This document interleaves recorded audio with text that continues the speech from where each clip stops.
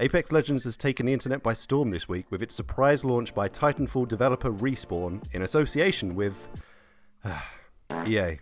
But just how big was Apex Legends' launch? Well, in its first 8 hours, Apex Legends had already accrued its first 1 million players. In this, its first week, at its very peak, it's already reached a total of 500,000 Twitch views, beating Fortnite and the Division 2 beta, and within the first 3 days, 10 million unique players had already signed up, which is a feat which previously took Fortnite 2 weeks to hit, although there's an argument there that Fortnite was kind of an introduction of the Battle Royale genre into the mainstream, kind of breaking it away from the mod community of Arma and PUBG into the hands of 7-year-olds everywhere. So that feat actually doing favours for new Battle Royale games like Apex Legends. Respawn's CEO Vince Zampella said about the surprise launch, "We knew it'd be risky to take the franchise in this direction, to go free to play and to do a surprise launch." There he's specifically referring to the Titanfall franchise in which the Apex Legends world is set, and most fans of the Titanfall franchise would have expected Titanfall 3 to come in its place. But we fell in love with Apex Legends, and we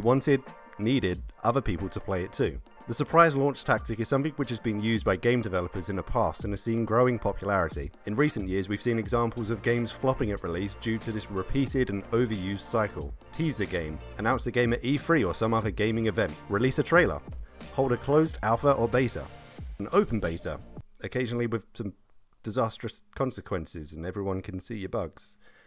You launch, and then the figures fall flat to what the studio expected. All of these steps which potentially cost the studio millions of dollars, but it's a tactic pushed by the likes of EA for one simple reason: pre-orders.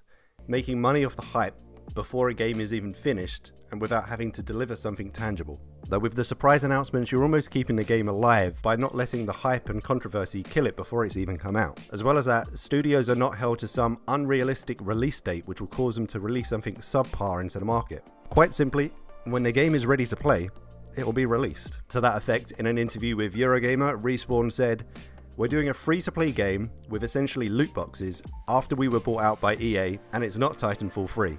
It's a perfect recipe for a marketing plan to go awry, so why have that? Let's ship the game and let the players play." So Apex Legends is completely free to play, it's available right now, so I've downloaded it and I spent a few hours playing. And what I found is Apex Legends seems to be something different from the standard Battle Royale formula of jumping from an aircraft and avoiding a ring. I mean, you do those things. But there's Overwatch style character selection, each with their own personalities, quips and special abilities. I have to say I'm a massive fan of the art style used in Apex Legends. It seems to hit an in-between of the cartoonishness of Fortnite and the real-life graphics of PUBG with more of a comic book, Borderlands kind of art style. Something I found when it's done right can both look good and also not require people to have the highest demanding gaming PCs to be able to run.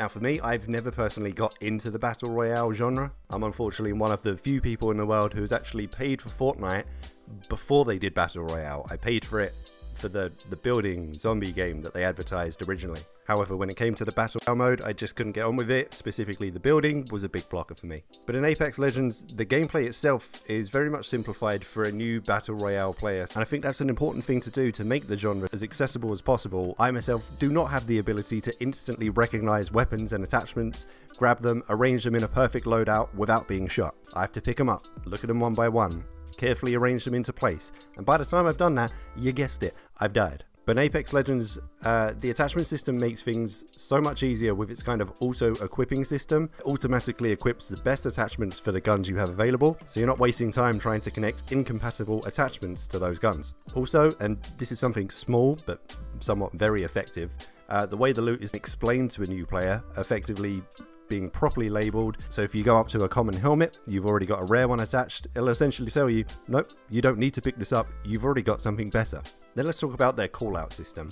Apex Legends uses a ping system that has introduced something to online gaming that's been missing for years, the ability to effectively communicate with strangers without having to use your words. The ping system allows players to communicate to other members of the team, different locations, spotted enemies, and loot found that they think their other team members may find helpful. This effectively closes the gaps between the casual players without microphone setups and a hardcore random who's been thrown into the team and is perpetually shouting noob down his microphone at the top of his lungs.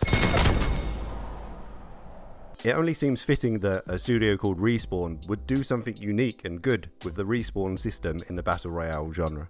Much like other Battle Royale games, yes, you get shot, you go down. But there's two interesting features which have been thrown into the mix with Apex Legends. Firstly, a shield system, which is just an item which can be picked up.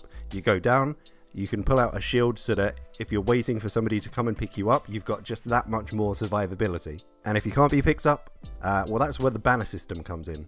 Picked up our friend's banner. We can bring them back. Which is essentially the ability to pick up a teammate's banner of their still warm, lifeless corpse and bring it to the closest respawn station on the map. What this effectively does is encourages fallen teammates to stay in the game, stay in the group, and see it out until the end, instead of just jump, die, quit, and repeat. As well as that, these respawn beacons have been placed in very open and vulnerable parts of the map, and respawning a teammate isn't fast. It's something that reminds me of the Dark Zone loot system from The Division. It's kind of the risk of being out in the open versus the potential reward. But then let's discuss the elephant in the room. This is a free-to-play game. It's an EA game. There's a store. There's loot boxes. I mean, come on. EA got to make their money some way, right? So yes, there is a store. There are paid-for cosmetic options. You can buy extra legends. Not all of them are available immediately when you start playing. And you can unlock them for both in-game and real currency. But in the time I spent playing Apex Legends, other than the 2 locked legends that you see when you're selecting your character, I haven't had the feeling that someone has purchased something that is giving them an advantage and I need to go buy the same thing. Yes, the store is still there, items can still cost real money, but it's completely left open to the people who are absolutely fine paying real money for their cosmetics to make them look different in game, and if that's not for you, then it doesn't seem to be any of the dreaded pay to win dynamics that we've seen time and time again. I'd love you to let me know in the comments down below what you think. Is this a serious contender in the Battle Royale genre? Is it a Fortnite or PUBG killer? And also, being that this is only week 1, what do you think we can expect in terms of ongoing content, new heroes, new skins, new abilities, solo play? What will it do in terms of mistakes like PUBG introducing another map? I don't know. What are your thoughts? Let me know in the comments down below. If you enjoyed this video, as always, a thumbs up would be appreciated. If you haven't already, by God, subscribe to the channel. And as always, I shall see you in the next one.